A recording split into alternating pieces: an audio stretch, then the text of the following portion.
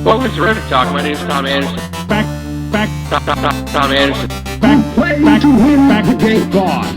Tom Anderson. Great cash, homie. Great cash, homie. I feel ready to go another 9 innings. Touchdown. I feel ready to go another 9 innings. Touchdown. Today, I consider myself the luckiest man on the face of the earth. Terrific Talk Podcast. Welcome back, Terrific Talk Podcast. Here comes the hoe. I'm your host, Tom Anderson. First, behind the bag. It gets through Buckner. Here comes Knight, and the Knicks win it.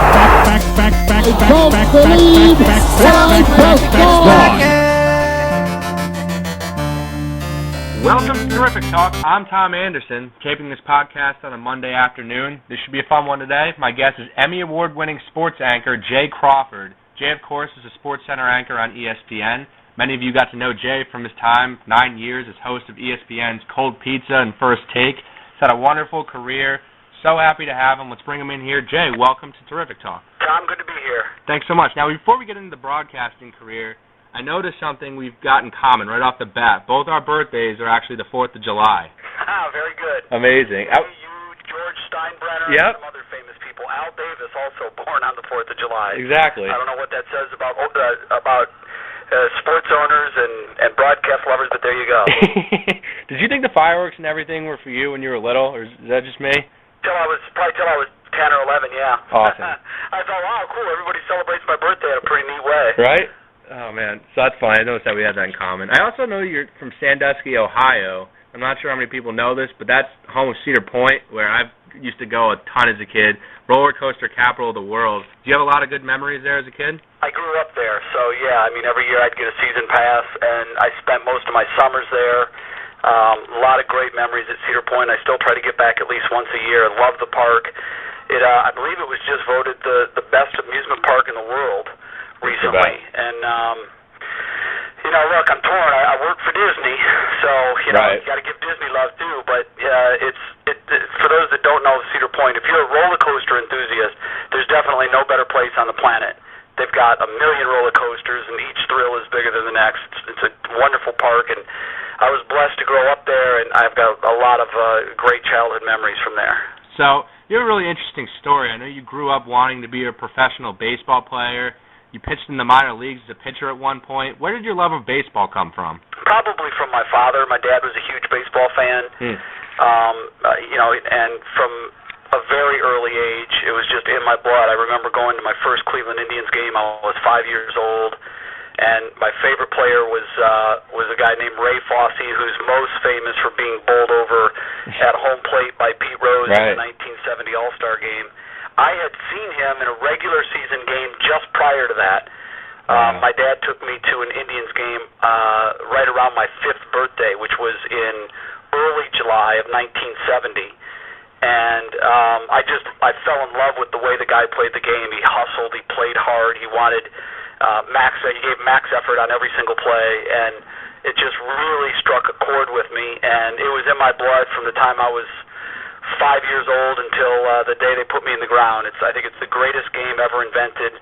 The symmetry, it's just everything about it to me is perfect. I love it, and if any day of mine involves either playing or watching baseball, then it's a great day. Now, you went to Bowling Green State University. You thought about walking onto the team there to play baseball, decided not to. Just wondering how come, and is that kind of when you decided, you know what, if I'm not going to play, I want to do the next best thing, I want to go into sports broadcasting? Yeah, that was it for me.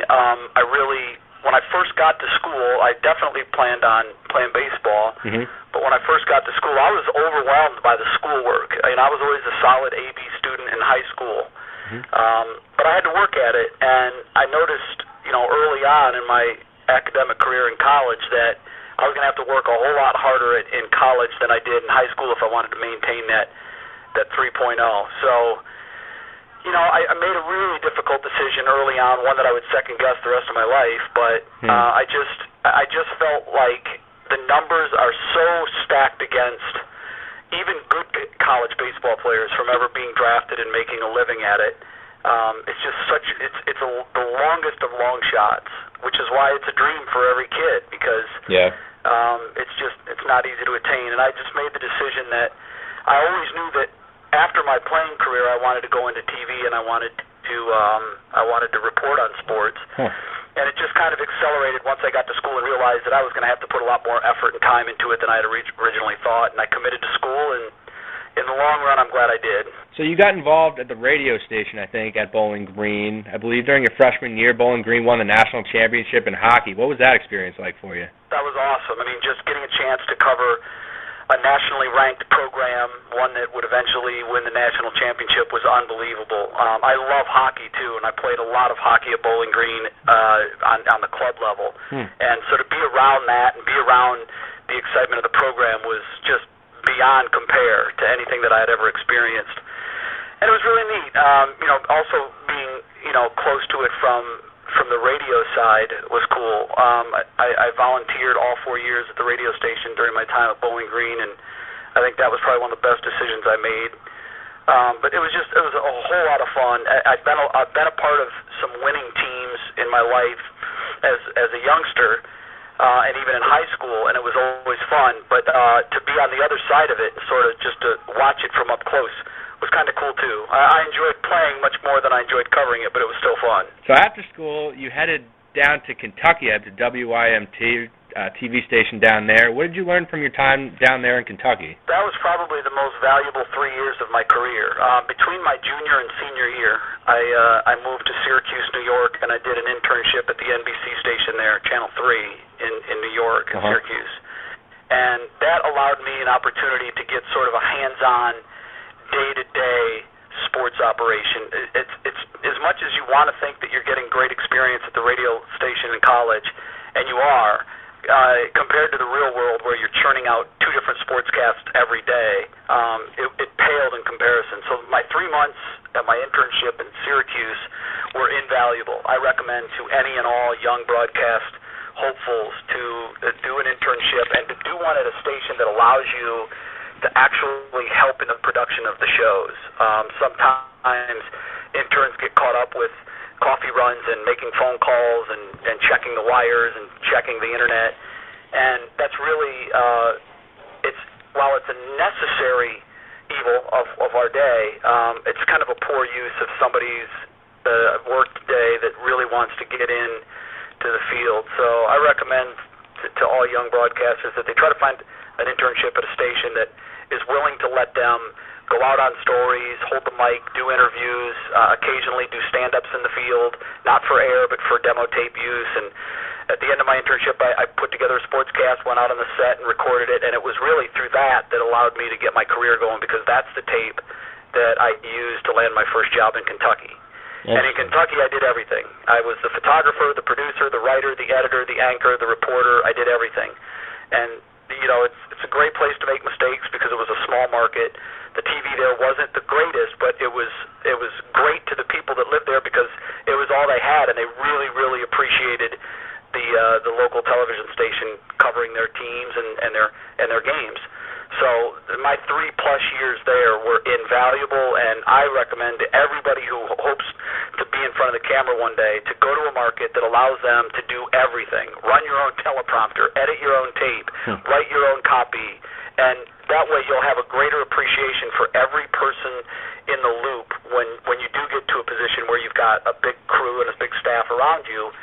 You can understand what they're going through because you've done all of it. I was wondering, was there ever a time in your career where times got a little tough, you began to doubt yourself? How did you get through that? It's very tough, and yes, there were.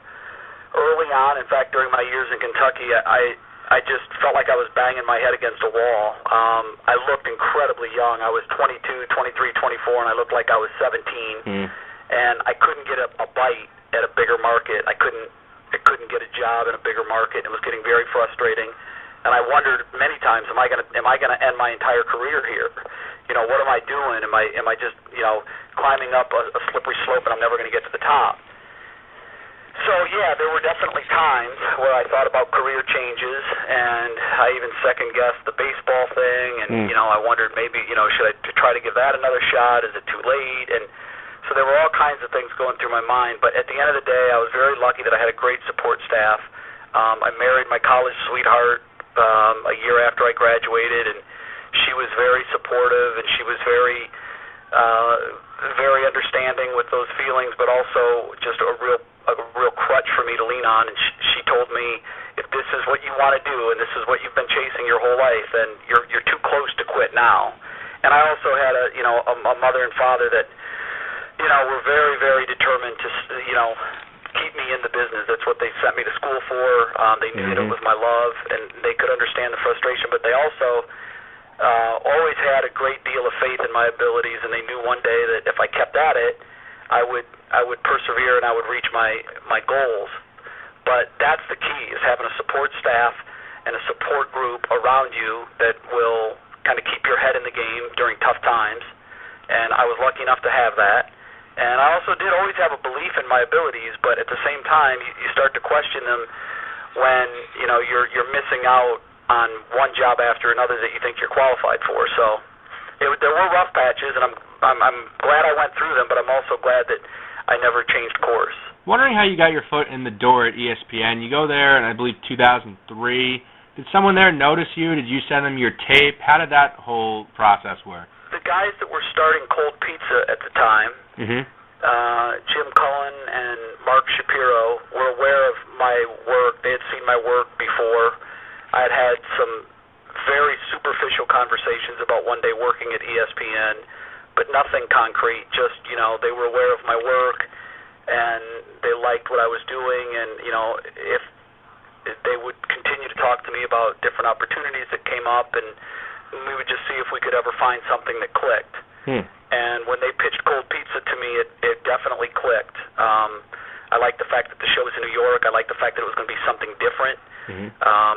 I felt like that was more suited to my skill set at the time, and I was just really interested in the fact. I think what really caught me was the fact that it was a new venture within a company that was very established. So I knew that it would have, the support behind it to make it work. And we had a very rocky start with the show. We reinvented the show 3 or 4 times along the way, but that was probably the most rewarding part of my career, was the launch of Cold Pizza and the slow and gradual ratings growth, and then turning the corner to the point where the show was a runaway success. The wildest, it exceeded the wildest expectations of management when it first was launched. So it was great fun to see it through. And when I left it a year and a half or so ago, almost 2 years ago now, I felt like we had grown it probably as much as we were going to.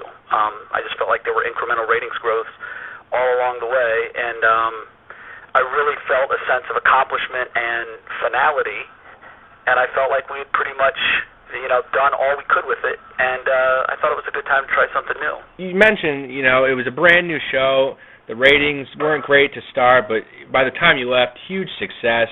What do you think was it that made that show so successful?